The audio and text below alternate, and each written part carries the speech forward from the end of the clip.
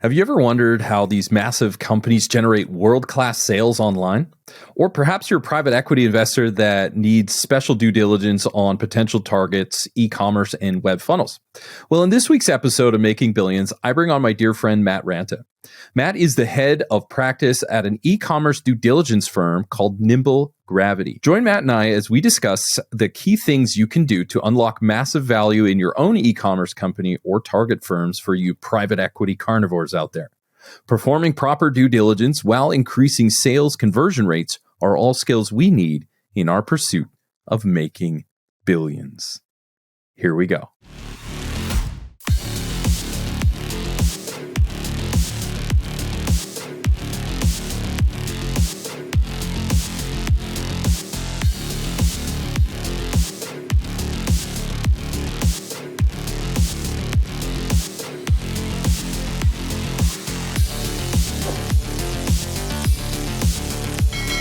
Hey, welcome to another episode of Making Billions. I'm your host, Ryan Miller, and today I have my dear friend, Matt Ranta. Matt is a partner and head of practice of e-commerce and digital transformation at Nimble. His work helps private equity fund managers to find areas of profit and loss through digital operations.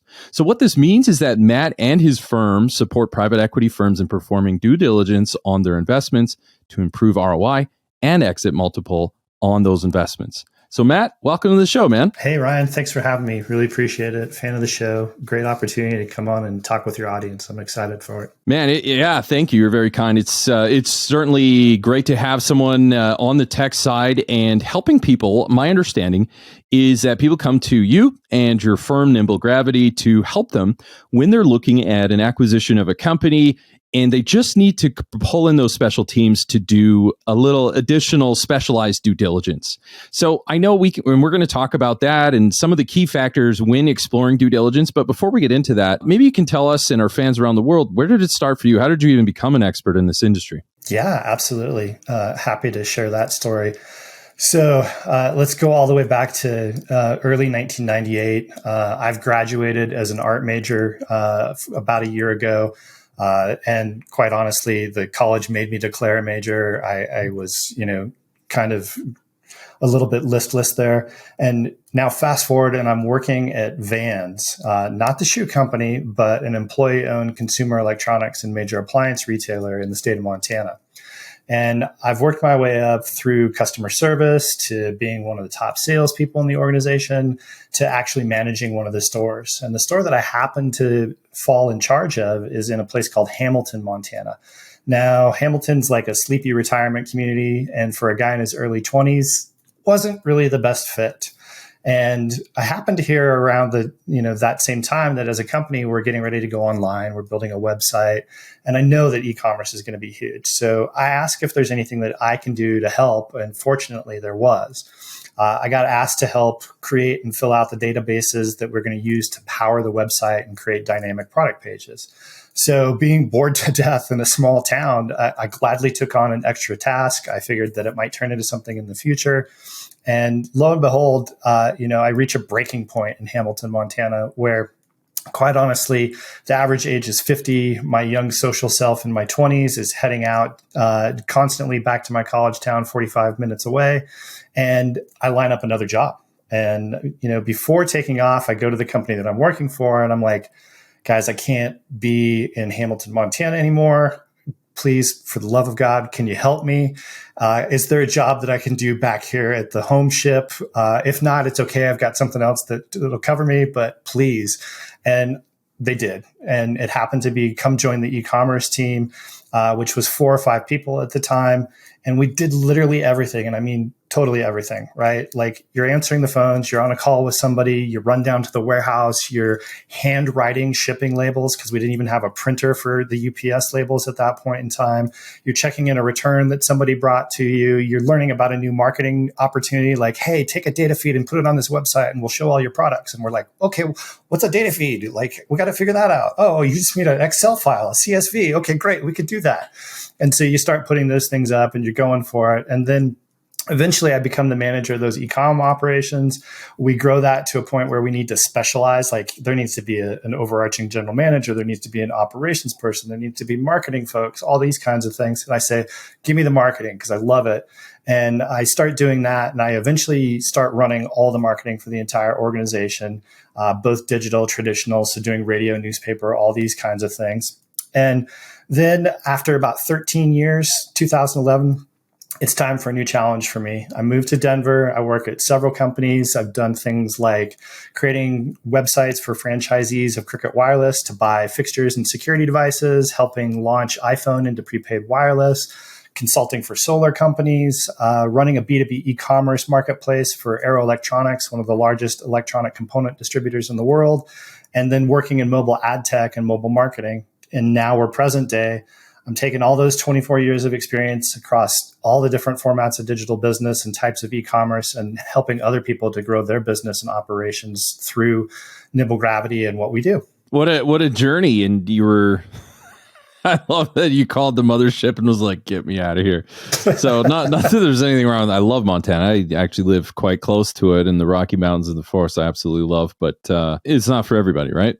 No place is. So, you did what you came to do and you moved on and you allowed your experience to carry you forward. Speaking of carrying you forward, so now I think you said you're around 24 years experience now in this sector. So, there's not a lot that can get past you now. So you have Nimble Gravity, and maybe you can talk a little bit about what it is and specifically how does that relate from what it is, what it does, and how does that relate to private equity firms doing their due diligence? Yeah, absolutely. Be more than happy to. So at a high level, Nimble Gravity is a consultancy that is passionate about the power of data.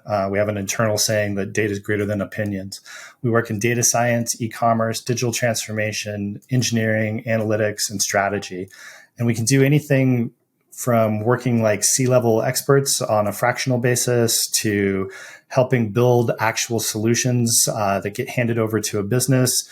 We build and run teams that are embedded in businesses or that are helping them to develop, their mobile app, their web app, whatever it might be, and solving really tough challenges. In specific to private equity, a lot of the stuff we do is due diligence. And that is obviously the process of going in and vetting a company before an acquisition or investment, whatever it might be, to make sure that everything's going right. And we do that from all of those fronts. But typically for me, obviously, it's in the e-commerce and digital transformation areas. And then I think what's really important and makes us stand out is that we're true veteran operators of businesses, right? Not everybody in your audience is going to see the video of this, but there's a lot of gray in my beard, right? And there's a lot of gray in the beards of the folks that we work with. And so we take that experience and couple that with teams that are ready to execute. And we not only design a strategy or design a solution, but we create it and hand it over to the end user, the end company. And one of the things that we talked about when it comes to doing like a digital audit, digital due diligence, these are the things that a lot of private equity firms say, hey, we're going to buy this e-commerce thing or something with some kind of digital sales platform. Yep. We're finance guys or whatever it is, we need absolute expertise. Please come in and do a digital audit. What are some of those things that entail a digital audit on a company that's about to get acquired? What would you do? Sure. We'd come in and we'd look at the speed, the performance, the SEO, the backlink profiles. What are they doing in paid search? Are they optimized for all of their keywords? Do their competitors have keywords that they're bidding on that those people aren't? What are they doing in social commerce? Is their email program and platform best in class? What's going on there? And the reason that we do all those things and get really granular with them is they're actually super meaningful in the profitability of the organization. I think I've shared this statistic with you before, but an 8% conversion rate increase can happen just because you improve the performance and speed of the website by as little as 100 milliseconds. So that's a tenth of a second. And you can get 8% climb in your conversion rate, right? Who doesn't want that? And there are very simple things that you can go and do to fix that.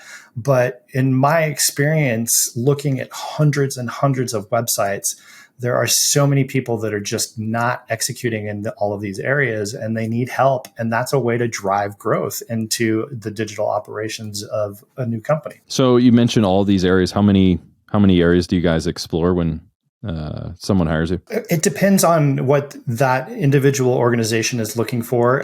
They might want, hey, go look at SEO, paid search, performance. We don't really care about the social, but it can be up to, say, 20 different areas. And we might do even a UI UX audit that has nearly 300 points, where we're going into a website and checking across all of those different areas. Are they executing on, point 1? Are they doing point 276, right? And figuring all that out. Wow. Okay. So it can, 10, 20, sometimes 2, up to 300 on certain areas, depending on what you're hired to do. Wow.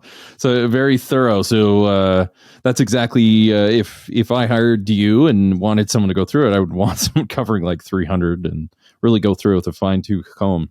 So, now that we're talking about your due diligence process and all the value that you can create for private equity investors, and even startup founders who are building that, might as well do it right and just have a pro like you with those 24 years of experience, just kind of that steady guiding hand. Now, talking about steady guiding hand, do you have an example of any companies that you worked with that you did help to increase the value? Yeah, I can give you a couple. Some of them we can't really talk about. You keep a lot of things private and close to the vest in a lot of these instances. But one company that I'll mention to you is an organization called Earth Ranger. And this is a company that's part of Paul Allen's AI2, which is the Allen Institute for Artificial Intelligence. So AI twice, right?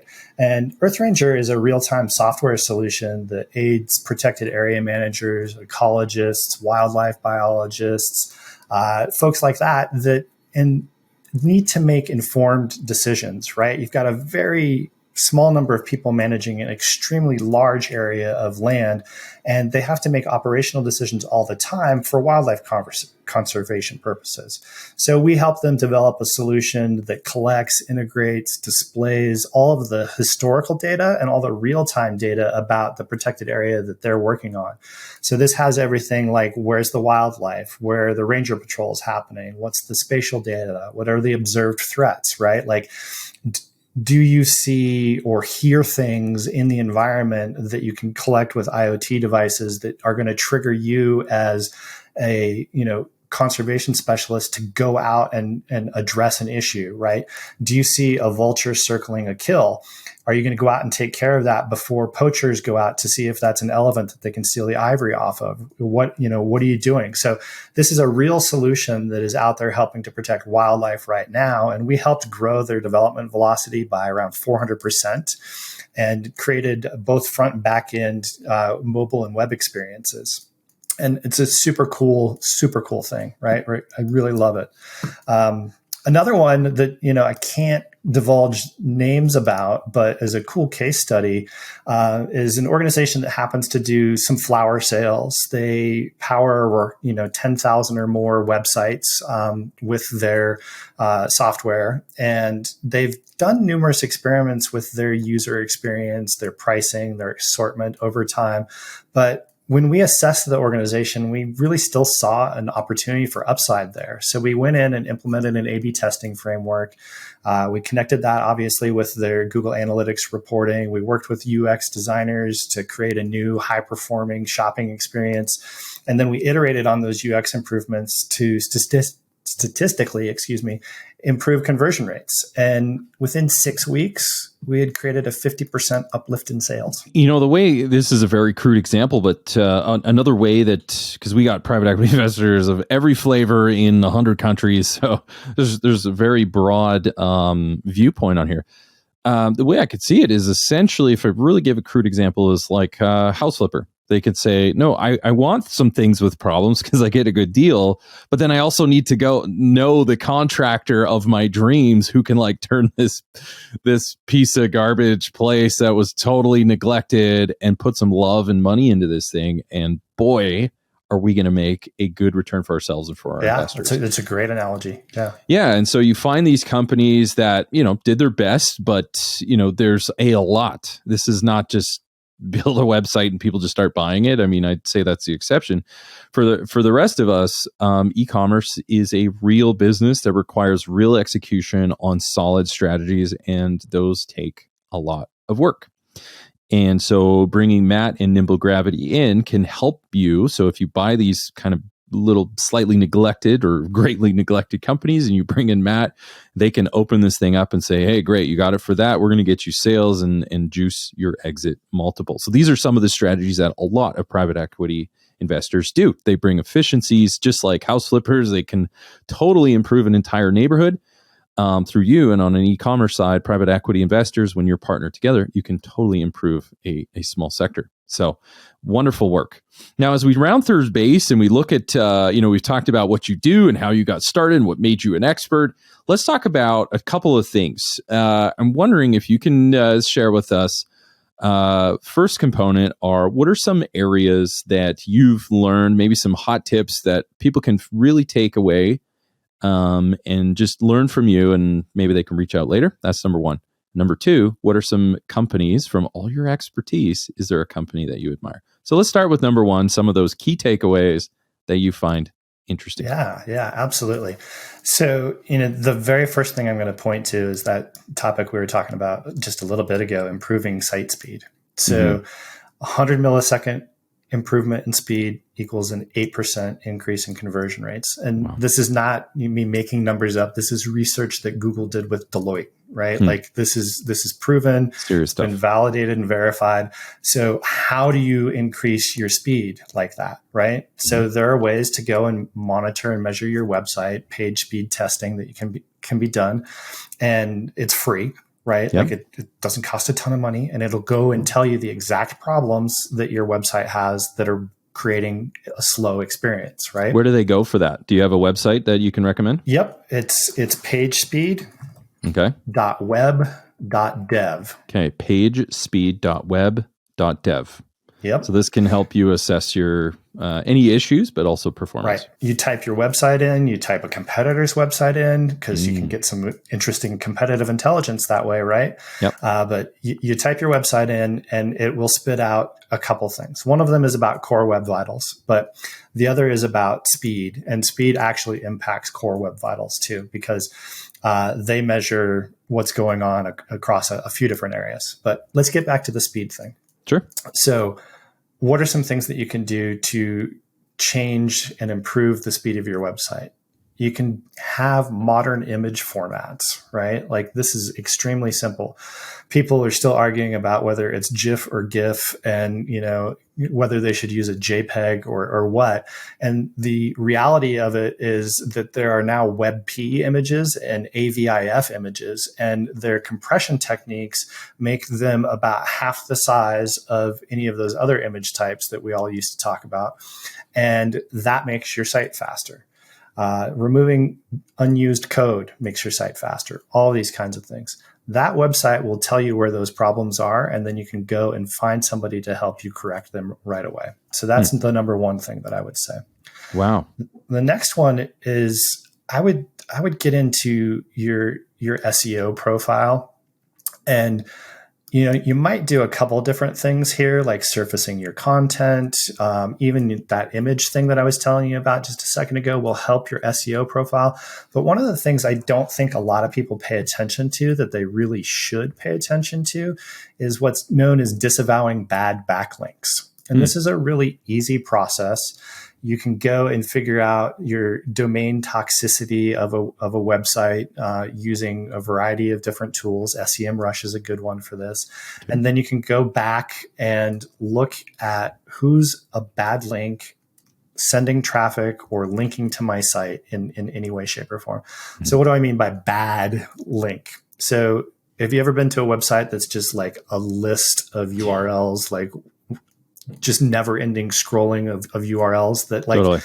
It's useless. You would never go there, right? Like it's a link farm, right? So that's a bad link.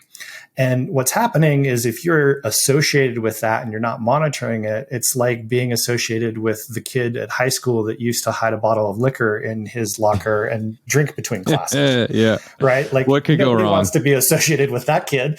So like you got to go in and kind of disavow these bad backlinks and tell Google, hey, I don't approve of this link. I don't know why they're listing me. Please pay no attention to it. And you bring your reputation up and disassociate yourself from that person. So that's the second one that I would say. And then really the third one is, oh my gosh, can you people go use all the new social channels? And they're not that new either, really, if we're being honest about it. But so many brands are not participating in places like Instagram. They're definitely not participating in places like Reddit or TikTok. And they totally should. And the reason for that is, guess what? Your customers are there. The Pew Research Center has done research about this. Plenty of people have. Like, literally all age groups are on all these platforms. They might not be, 50% of the traffic that platform has, but there's a meaningful number of your customers that exist on that platform. Now, why did I say TikTok with such emphasis? Well, guess what? It's got the best algorithm of any social algorithm that has ever existed in time. More hours of video and clips and things have been watched on there than ever before. So it's more fine-tuned at delivering the content that people are really, truly interested in to them in that moment in time. So, hey, if your father, grandfather, whoever is interested in classic cars, and that's the kind of content that they're looking, and you're in the classic car business, guess what? Your content is going to get served up to them. They're not going to see ice bucket challenges and weird dances and, the latest, greatest lipstick or whatever it might be. They're going to get classic car content. And so you don't have to worry about that. Also, guess what? Younger generations, they don't go to Google anymore. Guess where they go? I'm assuming TikTok? TikTok. Yeah, okay. Yeah, totally TikTok, right? Like they want that feedback from their social community that says, hey, I use this product. Here's what I think about it. Here's my opinion. And they search there. They're not going on to Google and typing in, give me reviews of the new Gucci handbag, right? Yeah. Like they're like, who's wearing this? Who's using this? Who's doing something with this? Yeah. Who actually physically has tried this product and can vouch for it? I want to see it. And that's what's going on. So those are my three things. Go and improve your page speed, disavow your bad backlinks, and start using those new social channels. Man, phenomenal. So those are all things, actionable items. You gave us a few websites that you can go to actually get that done. So thank you for that. And the final thing is, now that you understand this industry, I'm sure you see darlings like everybody who has that trained eye. We can see the things that people that are really nailing it. Is there a company that you admire? And, let me rephrase it. If you could invest in this company, whichever one you're about to say, which one would you invest in? And just before you answer, I need to clarify, this is not investment advice. It's just merely Matt's opinion. Whether it's right or wrong, it's just his opinion. Thanks for that. This is my cool opinion, not investment advice. We're not giving investment advice. It's entertainment purposes only. All right. Lawyers are happy. There's this awesome product and a fantastic website that goes with it that's called Lumi Keys. It's Lumi Keys. The website is PlayLumi, PlayLumi.com. And their parent company is a company called Roli, ROLI. They make music equipment. But what Lumi Keys does is they have gamified piano and learning piano. And they've done a great job with social selling and social commerce. Guess what channels they're on? Yep, they're on Instagram. They're on TikTok. Yeah, exactly. And they are targeting people who have a musical background and have said in their profile, I'm a musician, or have shown by, in the algorithm looking at, other musical related videos. And so they're showing their ads to those people and they're connecting with their audience in the right way, right? And then when you hit their website, it's very straightforward. It has testimonials from actual customers that talk about how the product has impacted either their life as wanting to learn the piano or whoever they bought it for, kid, husband, wife, brother, sister that wanted to learn. And that's fantastic, right? As a social proof point. They've streamlined and made the process extremely simple to just buy. It's right there at the top center of the website when you go to the product page, and then the checkout process, extremely streamlined, very easy.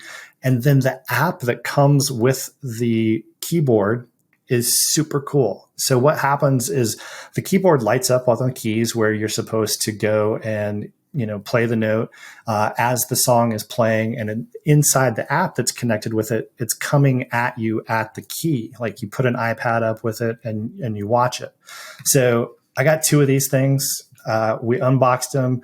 I kid you not, my daughter sat down and played piano for an hour and a half, and she instantly went to becoming addicted to wanting to learn and play the piano, versus you talk to so many people who have ever had to learn piano and they're like, oh my God, my lessons were horrible. It sucked. Right.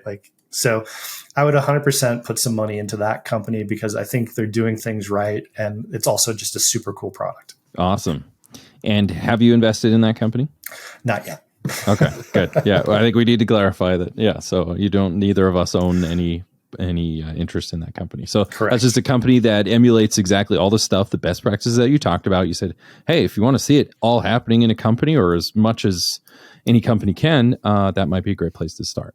Yeah. So, as we wrap things up, I'm just going to condense everything, follow Matt's advice.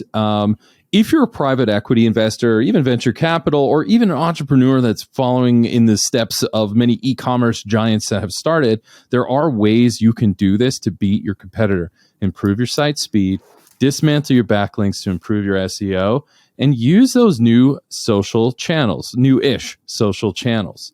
Understanding sales, improving your speed, and implementing conversion rates are all those skills that we need in our pursuit of making billions.